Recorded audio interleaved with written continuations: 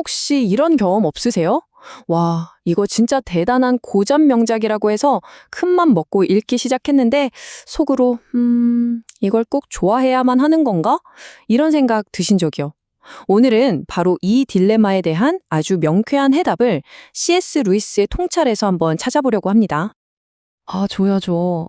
완전 있어요. 특히 그 엄청 유명한 서사시 있잖아요.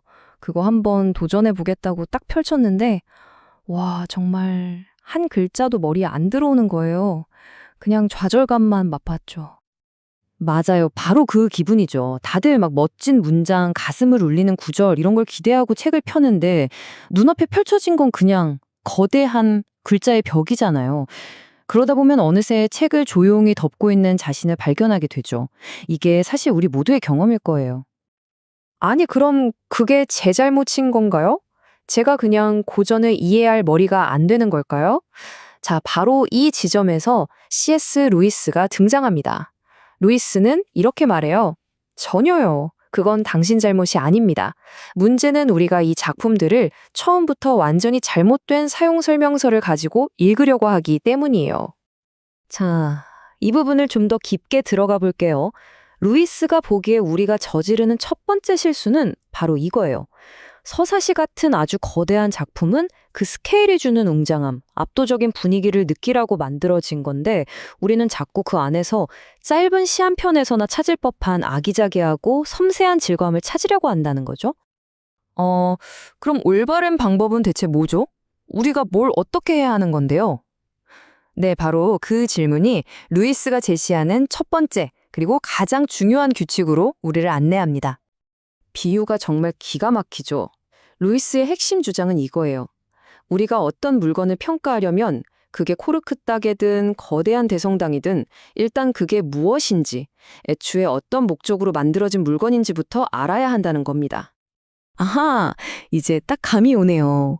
코르크 따개를 손에 쥐고 이걸로는 캔을 딸 수가 없잖아. 이거 완전 엉망이네. 이렇게 말할 수는 없는 거군요. 그것처럼 서사시를 읽으면서 왜 서정시 같은 감동이 없지? 라고 비판하는 것도 똑같이 잘못된 거고요. 바로 그거예요. 자, 그럼 루이스의 다음 아이디어로 넘어가 볼까요? 그는 모든 시에는 우리가 반드시 알아야 할 두 명의 부모가 있다고 말합니다. 오, 흥미로운데요? 여기서 어머니는 시인이 표현하고 싶었던 내면의 생각이나 감정 같은 걸 말하는 거겠죠? 맞아요. 그리고 대부분의 사람들은 딱 거기까지만 생각하죠. 하지만 루이스는 바로 이 점을 지적해요. 우리가 시의 또 다른 부모, 즉 아버지에 해당하는 시의 형식을 완전히 무시하고 있다는 겁니다. 이 형식이라는 개념이 좀 막연하게 들릴 수 있으니 아주 구체적인 예를 하나 들어볼게요. 바로 신라권을 쓴 존 밀턴입니다.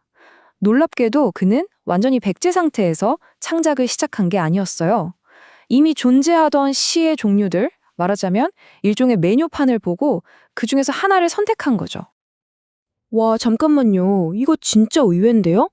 아니, 밀턴 같은 천재 시인이 완전히 새로운 걸 발명하는 게 아니라 마치 레스토랑에서 메뉴 고르듯이 기존에 있던 형식 중에서 하나를 골라서 썼다고요? 그렇죠. 바로 그 지점이 현대인인 우리가 가장 이해하기 힘든 부분일 거예요. 우린 보통 정해진 형식을 따른다고 하면 왠지 창의성이 억압당할 거라고 생각하잖아요. 네, 바로 그게 궁금했어요. 그렇게 엄격한 형식을 정해놓고 쓰는 게 예술가한테는 그냥 족쇄나 다름없는 거 아닌가요? 자, 그 질문에 대한 루이스의 대답은 이 라틴어 문장에 담겨 있습니다. 물질은 여인이 남성을 원하듯 형식을 갈망한다. 이게 무슨 뜻이냐면요. 예술가의 머릿속에 있는 날 것 그대로의 아이디어나 감정, 즉 물질은 그것을 담아낼 완벽한 그릇, 즉 형식을 만나야만 비로소 자신의 잠재력을 100% 터뜨릴 수 있다는 거예요. 와, 이제야 뭔가 퍼즐이 맞춰지는 느낌이에요. 그러니까 형식이라는 틀에 갇히는 게 아니라 오히려 그 형식에 순응하는 과정을 통해서 시인 내면에 더 깊고 독창적인 무언가가 끌어내지고 진짜 하고 싶었던 말이 뭔지 발견하게 된다는 거군요. 바로 그겁니다. 그리고 이 놀라운 통찰은 우리에게 단지 시를 읽는 법뿐만 아니라 영화를 보고 음악을 듣고 그림을 감상하는, 그러니까 모든 예술을 대하는 아주 강력하고 새로운 도구를 손에 쥐어줍니다. 그럼 이렇게 정리하면 되겠네요. 첫째, 이게 대체 어떤 종류의 것인지 먼저 묻고, 둘째, 이게 무슨 목적으로 만들어졌는지 이해하려고 노력하고, 마지막 셋째, 바로 그 다음에야 비로소 내가 이걸 좋아하는지 싫어하는지 판단하는 거죠. 정확합니다, 알렉스. 판단은 나중에, 이해가 먼저. 자, 이 새로운 관점을 가지고 여러분께 마지막 질문을 하나 던지면서 오늘 이야기를 마무리할까 합니다. 여러분은 어떤 명작에게 두 번째 기회를 주시겠습니까?